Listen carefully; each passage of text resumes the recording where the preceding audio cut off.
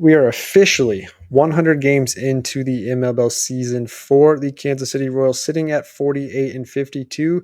Have they done enough to be considered buyers? Let's get into some more of the Royals trade talk with the MLB trade deadline less than 2 weeks away. Hey, what's good, y'all? It's your boy JD6 here. I'm with my man. Shout out to KC Sports Authority. Make sure y'all go check that podcast out, man. You heard the man.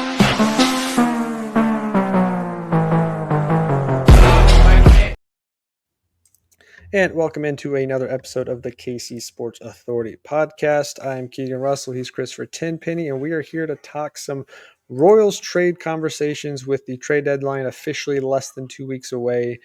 The rest of the MLB is starting to heat up with some of the trade conversation and guys getting moved, and we got to know what on earth are the Royals going to do. They trade for Adam Frazier last week. We'll talk about that, but playing Miami this weekend, take one of the 3-game series, score 7 runs in the final game. Where does this leave them moving forward? Let's get into all that. But first, if you are new to the podcast, thank you for checking us out. If you're watching us over here on YouTube, you can hit that like and subscribe button below. We'd be greatly appreciative of that. You can also listen to the podcast over on Spotify. Take it on the go with us. Give us a 5-star review over there. And then, of course, you can follow us on any of our social media channels below at KCSA Pod. Well, Chris, let's start with the All-Star break. The Royals make a minor move in trading infielder Cam Devaney to the Pirates for Adam Frazier, a move that got a lot of negative reaction from the fan base, rightfully so. Frazier doesn't really do a ton for us, but also people were excited about Cam Devaney. Makes the 40-man roster, gets put on the active roster to not play a single inning. So let's start there. Thoughts on the addition of Adam Frazier? I like it. I mean, it's a really nothing burger overall, but like I like the move. I don't think Cam Devaney was ever going to be anything. There's a reason he was a 28-year-old minor leaguer that hadn't played yet on a team that was clearly looking for offense. So like if that's what you had to give up to get Adam Frazier to boost morale, raise the floor, kind of tentatively improve while you're still trying to figure out if you're a buyer or seller, like I do that every single time. Anyone upset about it is just more upset on how the season has gone more so than the actual move, which is understandable. Yeah, and the sad thing to admit to it, Adam Frazier statistically this season is better. Yeah. He's better than most all of what the outfield production has been. He got so much hate last year too, and his numbers were significantly. It's like, but like I don't know. I think people just we watch baseball differently. Like, sure, the numbers were not great, but the at bats were typically pretty good. You could tell that he was well liked, and he made he had a go ahead homer. He robbed a homer. Like he made some plays and was in moments last year to where like if that's your bench guy, like I didn't really have issues with him last year, and then to get him playing better this year for literally nothing. Anyone talking themselves into more than that is just talking. Like they literally gave up nothing in Cam Devaney to bring him to see while he's playing better this year. Like it just felt like a no-brainer, small move that where financially, philosophy, like none of that stuff is altered by the. I've seen all that thrown up. People are like, "Oh, the philosophy is all wrong because now they're buying for rental players when there's," and it's like, no, that's not. They didn't give up any prospects. They didn't take on any real payroll. And like, if he's on this roster for the rest of the year and they do end up selling, which they probably should, like, who cares? Doesn't Yeah, really matter. it's not a move that I think in the win-loss column is going to have that much of an impact. I mean, we know the clubhouse has talked about how they loved Frazier on the team last year and the impact he had on the clubhouse, from a morale standpoint and his character. Great. But I think the fan base, obviously, we are desperate for a move. The Royals need some offense bad. Even, winning today 7-4, see and Salvi connect on the long ball over the last couple of weeks. This offense is desperate for some run scoring potential. Adam Frazier's not going to bring that. He's not coming here to score a bunch of runs. So I think the fan base gets all up in arms about that because they need to see something bigger. This was a bench swap move. Right. I think the easiest thing to take away from this raises the floor of your bench. You can't throw John Rave out there 5 games a week. You can't throw Tyler Tolbert out there in that many spots now. He's actually taken somewhat advantage of the few situations he's been in, but you needed a bench option, a platoon bench option, which for me, this is really him and Nick Lofton are the same player, different side of the plate, or different pitcher out there when they're playing. You needed a bench option that could provide something. And as much as Royals fans don't want to admit it, his numbers this year are better than every single guy who's come off the bench in the last 3 months, for the most part. They're not that far off of India, if we're being honest either. So like, now again, and he's not playing every day up in Pittsburgh either, so right. those numbers are going to look a little decent because he's not the full-time starter he used to be anymore. So don't want to get into more of that. Frazier doesn't really move the needle, but it does make you wonder, at least, are the Royals buyers? Like the kind of the title of this episode is suggesting, are the Royals still in a position to buy, or is this a move that has zero impact whether they buy or sell? It has zero impact on whether they buy or sell. Like, let's just get that clear. Like the Adam Frazier move does nothing. It is not any idea of plans, even though a lot of people treated it that way. I think it was kind of a last gasp to try to see if they could get hot. The issue with the Royals is like, I think they still really believe in this roster, and it's all pretty much under control next year. Like, basically everyone outside of like Lugo, Lorenzen, your Cannas and Fraziers now, some of those vets, but outside of like Lugo and Lorenzen, like everyone can come back next year. So I think they're in a position to where even if they sell, I would love to see them maybe trade a Schreiber or see what was out there for Fermin. I don't necessarily love trading Fermin, but at least like making him available. Sure. I Yeah, don't know. that feels like an off season. I Most don't know if likely they're if that gonna happens. do any of that. So like we can sit here and talk about buy and sell, but like I ultimately feel like they might trade Lugo, and outside of that, I don't see them really bringing in much or getting rid of much because I think they kind of like the roster. And if they get hot at the end of the year, they get hot. Otherwise, that's just another little bit more for Jack and Rave, and maybe we see Carter Jensen, maybe we see MJ come back up, who's been swinging a hot bat, and they just kind of gear up for 2026. Yeah, and I think there's several things. I mean, first off, JJ. I mean, most general managers are not going to tell you what their game plan is. Right. They'll give you ideas of things that they're interested in. Oh, we like our pitching depth right now. Okay, well, do you think you should move it? Well, we like our pitching depth, but there's enough things going on around that I still think if JJ was getting on right now, I'm just going to be completely 100% honest. I truly believe that he truly believes this Royals team is capable of making a run in the playoffs. And to me, I think his mindset still is, how do we add to this team? Fan base doesn't have to like it. Fan base doesn't have to agree with it. But even going 1-2 over the weekend in Miami against a team who should be giving some credit because they are the hottest team in baseball since mid-June, still several games out in their division. They're probably not going to make a playoff spot, but they're playing very Yeah, they're well. third in the East right now, so like They are, they're and they they're have a they're good like the young Royals. core. They, They're they're like 3 games off the Royals or something like yeah, that. So yeah, but I think when we were looking at the schedule a couple of weeks ago, we're talking about, man, the Miami series. I think this was about 10 days ago when we were talking about this. The Miami series looks interesting because they're not a bad team, but they're not a good team, but they've been playing well as of late. That'd be a nice barometer to see, can you go in and beat a team that you should be beating? And they drop 2 out of 3. Again, they score 7 runs in the final game, but the offense still has been the major concern. But I look around all of baseball. We'll go through the standings here real quick. This is why I don't think JJ's ready to sell off yet. The Royals, as of this moment right now on Sunday, before the day is over, the Royals are 5.5 games out of the wild card race. There are still about 6 teams, all within 2-3 games of each other, that are all in the exact same spot the Royals are. Now, obviously, those 6 teams are not all making the playoffs, and somebody here this week has to decide, are we going to take a step back? And it's probably the Angels, probably the Rangers, probably Cleveland, probably Minnesota. But again, all these teams are in the same situation. So I think JJ looks around and goes, hey, we're a 3-game winning streak away from being 2 games out. And we might not have the offensive firepower to compete over the rest of the season at a strong level. But if we catch ourselves the right series, as I've said before, this team might be better built for a 3-game series in October, that they only have to go out and win 1 game at a time. They don't have to put up 10 runs to go impress us. They can win a game in the playoffs 2-1, 3-1, or whatever. So I think there's just enough things going around that suggest that the Royals are still more intrigued with adding pieces and giving up prospects versus taking guys off of the major league roster. Because if we do move guys off the major league roster, we don't have the guys coming up behind them that are necessarily ready for that position. So you still need guys that are major league ready.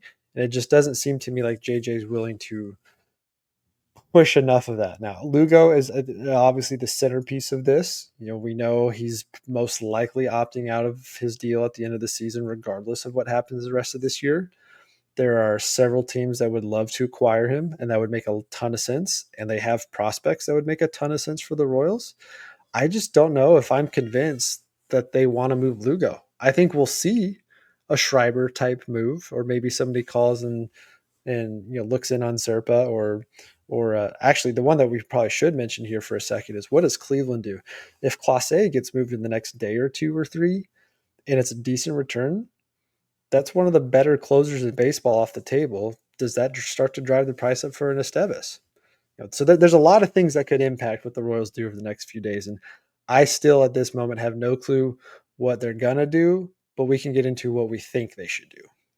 Yeah, it's they want to compete, and what's sad about this team is that even if they're kind of on pace to still be like the seventh best team of our lifetimes, and 30 years old. So I think that's part of the hang up is that the Royals are very rarely even in this position, and so I think again there's a lot of the same pieces made the playoffs last year. So JJ's just hoping, hey, if we go 18 and 12 one month, and then 18 and 12 in September, give or take a few games, like all of a sudden, we're 6 games over and we'll see what happens. But like I don't know if the value is out there to bring anyone in. There's not a lot of sellers this year, so you're going to be overpaying, and the Royals already have it really thin. It's gotten better over the last couple of years, but it's still a thin minor league system. So even if you're giving out like a Javier Vaz or some of those, your 12th, 15th, 18th best prospects, I don't think you really want to give any of your top 10. How much are those guys going to bring in? I don't think the answer is a lot. Meanwhile, starting pitchers on the market, there aren't a lot out there, especially since Sandy Alcantara has been so bad this year. The Marlins probably aren't going to trade him because he still has control. Mhm. Lugo is like the second or third best starter that could potentially be available. What could you give him up, get completely overpaid for him, and then be retooled for 2026? I think there's options out there like that. It's just like you said, is that what JJ wants to do, or does he want to go into the hopefully get hot and then go into the playoffs where Lugo's your number two and you're like, oh yeah, we can win a playoff series. Yeah, and there's two thoughts I have on that. One, I think what you said is very interesting. Look at the market. Like you said, there's a ton of teams that are still all confident they can do it. And we again, like I said, I think the Angels, they're going to recognize here in the next day or I so. don't. Their You run keep saying differential is that. so bad. I know, but they're kind of in the situation like the Royals. They have not made the playoffs since 2014. Since the They're Royals desperate. since the Royals swept them in 2014, they have not gotten back. So like I think that the Angels are interesting because I think they're a team that actually might actually buy because they almost feel like they owe it to their fans, and True. like True. that takes another seller off the board. And so, I don't know, man. So It's I just think like the point you're making though, with there's not a ton of sellers. If we forget 2025 and we turn our attention to 2026, then this is the perfect time to trade a right. Seth Lugo, because the market is dictating that the outfield bat the Royals desperately need. I don't know where you find him right now. We can look again. We've got some names I can get into here in a minute. There's still a ton of outfield guys out there, but they're all on teams that are not definitive sellers. And a lot of those guys are on teams that maybe it doesn't make sense for them to trade him right now, because what's the return they're going to get? Pitching side, there's not that many options out there. The Royals have one of the best options on the market, and there are three teams that are probably desperate to add a middle to high end rotation piece that they could desperately use to put them over the top. So maybe you let the market tell you what you should do versus what the Royals' needs are, and you trade Lugo now. You get a couple pieces to compete for next season to add into the offensive side of the ball. You sell from a position of strength, I guess semi strength, with Reagan's being injured, Waka being injured. You don't or not Waka. Lorenzen being injured, you're not at full strength from your pitching right now. So moving Lugo would hurt the pitching because you don't have immediate option. But I think that's an interesting standpoint. Let's sell Lugo, not necessarily because he's on an expiring deal or because the Royals might not compete, but because you might actually get a higher cost the cost might be higher now because there's not that many options out there. But I like it. I think that's a good idea. But like you said, and like I said, it just doesn't. I have seen nothing and heard nothing, and I don't think there's any Royals insider out there that has this either that can say they have a good, strong indication that JJ is going to move Lugo. Right. Yeah, and the other name that I think we've talked about a little bit that I think should get some heavy consideration on this, just because of the way the market's going, is Freddie Fermin. Like, I would really like to have Fermin on the 2026 roster, just because this team is going to be going into this transition period to where, Salvi may be in his final year in Kansas City. Is Carter Jensen quite ready? What else? So like having Fermin there would be huge. At the same time, there are like no catchers on the market right now for buyers. And there's two contending teams, especially, that have glaring holes in San Diego and the Giants. So, like, if you get into a bidding war there to where they're able to give up more than they probably should for, a solid, for what's going to be their 8-hitter on their team, but like he's a guy that has good framing scores. He's good bat to ball guy. Like, I would at least dangle Fermin out there to see what we can get, even though I recognize how important he could potentially be to the Yeah, 2026 team. I agree. Fermin's got right now the best glove out of the catching group in Kansas City. He's the best defensive catcher we have. Not He's that the Salvi best is. framer. He's the Yeah, best framer. Let's not like and I know this isn't you. I don't buy into baseball. the Salvi This is regression the that a yeah. lot of people are with This him is the baseball. defensively. This is more of a baseball talk, but like we dictate so much of catchers' abilities and framing on how they are at defense. It's like, okay, there's so much more to it. Freddie is a much better framer, which ends up making him a much better defender by the metrics than Sure. Salvi, although I think Salvi does just about everything else a little bit Yeah. better. Well, and the Royals do, statistically speaking, have the lowest Highest caught. steal. Yeah. Yeah, highest caught stolen rate or the least amount of steals given up. But yeah, Freddie's an interesting one to me. He feels like because he's still got that control, that feels like a conversation you look at in the offseason. It's not often you see a catcher like that get moved middle of the season because now you got to rebuild chemistry with a new Right. pitching staff. The transition's not as easy. But yeah, I think he's got value. So let's do just a quick game here. Going 1 through 9. Taking Bobby off the table, of course. Is Michael Garcia untouchable?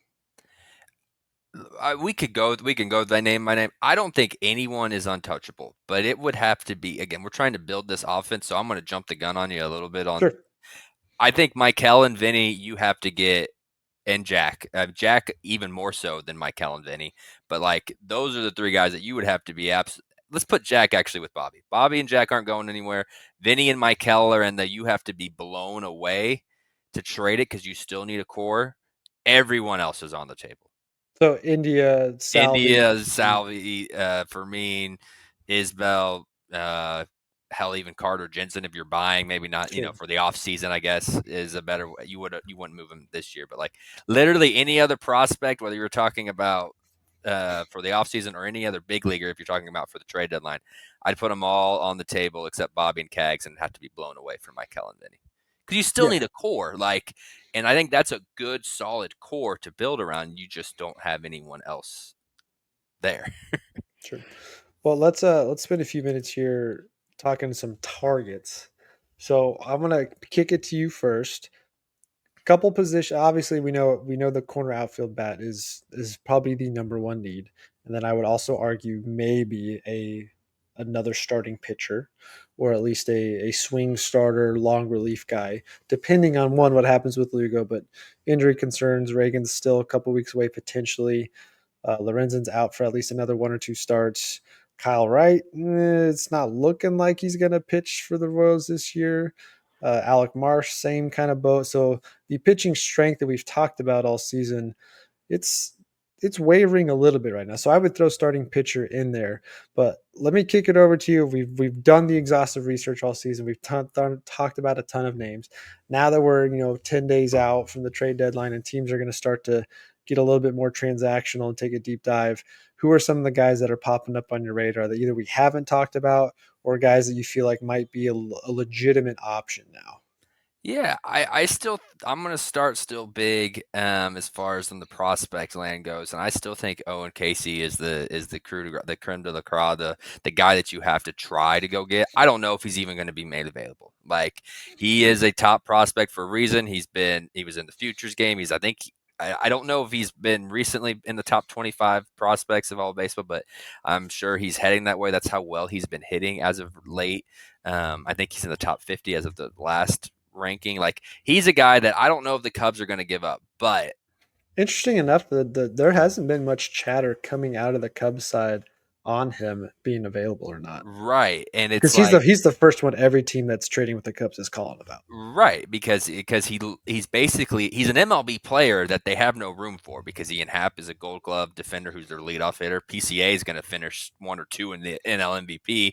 Kyle Tucker's about to get $500 million. No, Seiya Suzuki's their DH who's leads all of baseball in RBI. So like, sorry kid, you're stuck in AAA, and like 3 of those 4 guys are under contract next year, with Tucker being a guy that a lot of Cubs fans want to see. So, like, where this kid needs to get moved, the issue is there anybody out there they would trade him for. And, like, again, if there's not a lot of people trading, if there's not a lot of buyers or, excuse me, sellers out there, does Lugo and Estevez all of a sudden, or Lugo and India all of a sudden get the job done to get this prospect? You would think on paper, hell no. But again, as that pendulum starts to swing one way or the other, do the Cubs overpay? And if that's the answer, that's the number one guy I want, is because, like, again, he's a major league outfielder in AAA who's like 24 years old. Yeah, it's just his path to playing right now is blocked in Chicago, at least for the rest of this year, barring an injury. Right. I think Ian Happ's one they could look at moving in the offseason with the way his contract is. Same with Suzuki, they could Mm-hmm. explore it. But Casey's not going to be your DH up there. He's going to play the field. So Right. yeah, I think he's when you talk about it from a prospect standpoint, he's number one on the board for sure. Yeah. And Royals fan have heard his name all over the Right. place the last couple of weeks because it's the most obvious. The Cub we've said it before. The Cubs and the Dodgers feel like the 2 most likely teams that are going to call on Lugo, and maybe even Boston. Again, I don't think you're getting Jaron Duran. Right. Um, some That's stuff the I second saw time for him. today is it's there's a good chance Cleveland actually trades for Jaron Duran because they've got Class A that the Mm-hmm. Red Sox could desperately use, and they've got some decent minor league options that are top prospects that same thing. Boston could trade from a position of strength because they're running out of ways to play all those guys. But don't think you're going to land a guy like Jaron Duran. Um, but those are the 3 teams that you're most likely getting calls on Lugo. And then I think you've got teams like Houston would probably call and check in. Right. Toronto's probably calling and checking in. Um, San Francisco, San Diego. San Diego's had a little bit of injury concerns. So there's going to be options out there. But those are the 2 teams that I look at. Like I think I look over at the Dodgers. I know you're not as high on him as I am, but Zaire Pope, the Yeah, he's outfielder, just too far out for me, he's you yeah, know? he's not major league ready in the next probably Right. year or 2, but he's sliding up the draft boards, sliding up prospect boards. Um, it just doesn't feel like Lugo's gonna get moved, and I don't know how confident I am that whatever they get in return is gonna really push the needle that much for Royals fans. So for me, it's Royals fans are going to be excited. Who's the guy we're adding offensively from a position of need um, that could potentially push this team over the top? So are there any outfield bats? Is there a corner infielder at third base or second base option upgrade that moves India to DH that the Royals realistically could go get or call on? Yeah, again, it's a lot of the guys we've talked about. Like Jesus Sanchez is interesting in Miami. I still think Taylor Ward, because he's under control, I think for 1 more One more year. year. Yep. I just don't know if they're going to trade him, but he'd be a nice right-handed pop. I think at this point, I do want a righty. If we're going for a veteran, just because there are a lot of left-handed bats on this coming up, like Jack's already a lefty, Yep.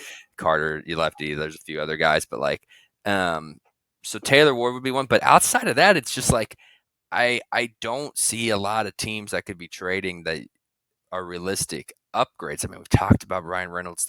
That's not super exciting because of the contract. Like Jake Bowers isn't exciting. He's struggling to even play in Milwaukee. Like I don't even know what else is out there. Honestly, I feel like if we're being honest, and you ask me to predict which one name that the Royals will add, I think Kevin Alcantara from the Cubs is your best, who's like their fourth prospect, kind of a getting close to failed prospect at this point. Is that in a Lugo trade, or do you think you can do that Yeah, another way? I think it would be a Lugo trade. I think that's where the price is right now. I think is Alcantara, but we'll see if it goes up as the deadline goes. So let me give you just a couple other guys. I don't think we've talked about either of these two on our podcast. They've been Mhm. talked about in others for sure. But let's start with the Rangers and Adolis Garcia. I He's don't. got some of his power left, not to the level he's had. Rangy outfielder, I would say average to a slightly above average defender at times. He's got instances where he's a really good defender, but he's also a guy that at the plate that goes through some slumps, but immediately probably becomes one of your two or three best power threats. Does his game play in Kauffman Stadium? Yeah, I don't know. I mean, he's still a little faster than you would think. He's one of the faster guys for his age, I should say. Anyway, like he can move a little bit, which always helps in Kaufman. But I he's just a little too old for me and a little too inconsistent. Again, it kind of comes into the Taylor Ward comparison though too. The Rangers are a game above 500 as of today. Like, and They're also right there still. they have a lot of big contracts. So like it would not surprise me if Chris Young's like, let's go for it. We got Corey Seager, we got Simeon, we got over our World Series hangover. Let's go for it. So like I don't know if he's going to be available, and even if he is, I don't know how much I love the deal just because I'm not. Well, he's going to be 34, 35 next year. I don't really love that being your opening day right fielder or left fielder for 2026. He's probably still one of the bigger name but cheaper options. I think he's making 7 million this year, and he's Yeah, arbitration eligible he for next year. develops So slower. you're looking at what, probably 6 to 5 million next year based on how he's played. So it wouldn't be an expensive option at all. Um, but it seems like when the Rangers, they've got their own problems. They've got Jake Berger that they traded for at the beginning of the year, hasn't lived up to anything at all this year. Jock Peterson's out. You know, Wyatt Langford's tremendous. Evan Yeah. Carter's a good option out there. But they're still a team that could actually use Garcia. So I don't know if that makes a ton of sense. The other one that I don't think we've talked about him, he's on a relatively pricey contract right now, even for the rest of this year. But he's on a team that, because of injury concerns, they're just a little too far out. So it doesn't make sense for them to keep him. And that's Marcelo Zuna. He's Mm. been linked to the Royals before, like 8 years ago, when it was the Jordano Ventura for Ozuna talks Oh, with Miami, yeah. if anybody remembers that. But he's still got a ton of power pop, not a great defender. So he'd be primarily your DH, but he's another guy When's that I the think you could look at. when's the last time he played the field, man? Like, I don't know if he even touches the field anymore. Like, this is a no-go for me because you have Salvi and Finney and those staples if this is going to get hot. Like, you cannot clog the DH with the DH only player, and that's what True. Marcelo Zuna is. And he would be a complete rental. And I'm trying to avoid. I would be way more interested in Adolis Garcia than Ozuna, and I'm not Yep, I would that agree. I would agree. interested in Garcia. I would agree. And then my top candidate that I've talked to you about before is Ramon Laureano out of Yeah. Baltimore. Baltimore playing better baseball as of late, but they're about 10 games under 500, give or take, and they're nowhere close in the AL East. I mean, that's a three-team race up there. Baltimore, they've got a lot of pitching concerns. They could use some pitching. They've got a lot of 1 year left guys. They've got some good options coming up in their farm system. So I like Ramon Laureano. He's mostly going to be your left fielder, but I think he's capable of playing center field if you have to. He would already come in. I think he'd be fourth on the team in home runs right now, or third on the team with 11. He's got a little bit of pop. I think he's one that would certainly raise the floor tremendously from what you can throw out there in the outfield right now. And I don't think he would be that costly moving forward. Yeah, he's interesting too, just because of like you said, I don't think he's super expensive. So like I don't know how much really of the farm system you're giving up for him, you know? So like I'm okay with that rental because it feels like the Adam Frazier's down here as far as like how it moves the needle. The Ramon Laureano is like a step above that, to where you could still get a rental and not feel like you gave up much, and that if it's all for naught, you don't feel like you did when the Angels traded for Lucas Giolito and Reynaldo Lopez a few years ago, and then Mhm. just had to release them a month later because they fell out of it. You don't feel like you're in that spot, even if it continues to go south, even though you technically will have given up something for Laureano for half a year or for 2 Yeah. months. He's batting about 275 on the year. His OBP above 300, his OPS over 800. So he'd already be a top four Right. bat on this roster. Again, Um, Baltimore's not going anywhere. They're looking to move Ryan O'Hearn. I think Loriano is the other one that you could call because right. I don't think it would take that much to get him. And he's one of the better options that's probably not getting talked about enough out there. Right. Those are the kind of moves that if they buy that I think that they should do. Is go get a Laureano, maybe a Mike Talkman in Chicago, who's basically the left-handed version of Ramon Laureano.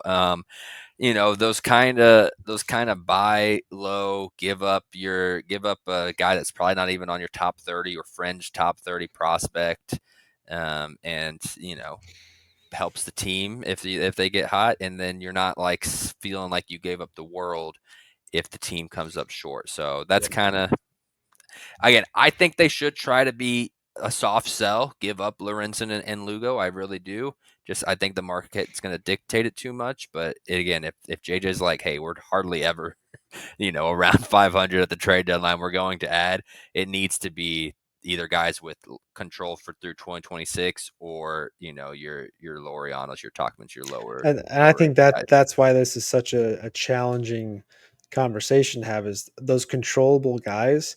There's really not that many of them. Teams Right. are looking to move right now. That might be Right. an off-season It's a conversation. So December conversation. Yeah. let's kind of end with this question to you then. Is there a move? Well, one, give me one move you predict the Royals make this week. And then is there a move that they could make that would leave you disappointed? What kind of move would they make that would leave you disappointed? Man, put me on the spot. A move that I could see them making this week is a man. I don't even know. Like DFA Mark Canna, does that count? Like, That counts as a move. that's up I there mean, that's potentially. something they'll have to look at. Right, that's up there potentially, especially with Massey at Double A and Hunter Harvey at Double A now on rehabs. We'll see how those progress. Um, I that's so tough because I feel like normally I have a pretty good pulse, but the Royals are such in a weird spot. They shouldn't be in a weird spot, but JJ's treating them like they're in such a weird spot that like I don't even know. I don't think they're going to add a bullpen. I guess they go out and get a starter. Give up something small for a starter that's going to be moved anyway. That's maybe the prediction I have is I think they bring in some more pitching help for limited funds. Yeah, that's where I was going to go to. I think it's you call the Athletics on Jeffrey Springs or Mitch Spence. You call The um, Chicago White Sox on Savali again. Savali. Yeah, Yeah, just eat innings. I mean, get him on his third team. because that is. I mean, as much as it hasn't been talked about, that's kind of a need right now. Yeah, just We to have get through no the idea who's season. going to pitch this week Yeah, on just to get Tuesday. through the season, buyers or sellers to get through the season, they need probably another arm. Otherwise, we're seeing Dallas Keuchel and Rich Rich Hill Hill, and and Thomas Hatch. I would much rather see Aaron Savali go out there for 5 and give up 4 than see Rich Hill go out there for 3 and give up 6. So Yeah. And then how about a move that would leave you disappointed? yeah, I think the only thing that would lead me disappointed is doing absolutely nothing. Like, or just feeling really that you undersold. I think any fan hates that. But if you do absolutely nothing where you don't bring in Laureano Ward, Talkman, Savali, any of the, regardless of how major it is, but you also hang on to Lugo and Lorenzen and Schreiber, that's going to really be the really only thing that pisses me off. We can get into the individual moves and if when they happen, was it good, was it bad, would I've done it? But I think there's at least knowing JJ, there's going to be a vision there that I'll be able to get behind somewhat as just someone rooting for the organization. You sit on your hands and just run it with the current 26 man. Like we're gonna and just hope that Massey and Reagans and Harvey and all these guys come back healthy and guns blazing. Like that's gonna have some issues with that. Especially in a year where you're trying to get the fan base to approve a new Right. stadium. Right. And has not had much luck with that. You do absolutely nothing. Yeah, I'm right there with you. They got to do something. Like I think Royals fans would almost. They don't at this point. I don't think they would really even care who gets traded as Right. long as something happens. There Yeah. has to be. Yeah, Adam Frazier didn't do it, so I think the fan base wants to see, because if you sit here and do nothing, how are you going to convince your fan base that you're trying to win? Now, maybe that is because that puts you in a better position for 2026. We'll see. A lot of these conversations we've had, a lot of these trades could happen in the offseason where it's probably more likely to happen. There's less stress, there's less pressure to pull them off. So I'm on board with that. But yeah, it would be quite disappointing if in 2 weeks or come 10 days from now, 11 days from now, whenever that is, that the Royals have watched the trade deadline come and go and they didn't look to at least get value, whether they actually trade Lugo or not. They if we hear talk of, hey, the asking price was way too high and they kept him, then they weren't serious on moving him. Or if like, hey, we called teams, but teams weren't willing to give up anything we wanted, it would be a little disappointing. But Right. we'll see. We still got a lot of baseball left. And again, like we said last week, before the All-Star break or during the All-Star break, they have a relatively favorable schedule down the stretch compared to some out there. So if they can take advantage of that, Salvi's hitting well, Vinny's been heating up. Salvi, I don't think can carry the offense necessarily, but if he's doing what he does every second half of the last 5 years, then the Royals at least have a fighting chance, because they got to start scratching across some more runs if they want to even consider being a buyer at all down the stretch. But we'll leave it at that. We'll talk some more Royals for the next couple of days, especially if anything happens. So make sure you guys are subscribed to the podcast. If you're here on YouTube, hit that subscribe button below. Like this episode, hit that little thumbs up there so other Royals fans can find it, and leave your comments and thoughts below on some of the moves the Royals could make and guys you're targeting. But we'll leave it at that. We appreciate you guys as always, and we will catch you in the next episode.